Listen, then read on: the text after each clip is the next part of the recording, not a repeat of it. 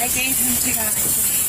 He gave him to God. Yes. August 23rd, authorities are called to Atwood Lake after witnesses report an Amish woman, 40-year-old Ruth Miller of Millersburg, intentionally drove a golf cart into the lake with 3 of her children in the cart, her twin 18-year-old sons and her 15-year-old daughter.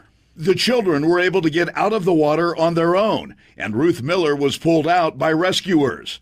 Miller then made disturbing statements about her 4-year-old son and her husband, who were both unaccounted for. I threw him in the lake, and I gave him to God. And people are going to tell me I am crazy, but he is real, and he loves you. Ruth Miller told Rangers that in a test of their faith, she threw her young son into the lake, and her husband went for a late-night swim and never returned. I need to know where your husband's at. He's at the bottom of the lake in a fish.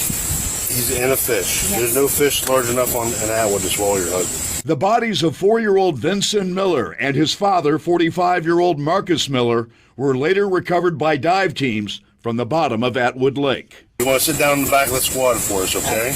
Can I actually just sit with my children and have water? Yeah, we can bring your children over. I would love a glass of water. Let's go from this squad over here. After evidence in the case was presented to a grand jury, Ruth Miller was indicted on charges of aggravated murder in connection with the drowning death of her 4-year-old son and child endangering and domestic violence for attempting to repeat the same ritual with her older children. So your knee won't hurt you. Please trust me. Investigators say it appears that Ruth Miller and her husband were suffering from what they call spiritual delusion and mental health issues that led them to believe that the lake was not a danger to the family and that they could walk on water. I gave him to God.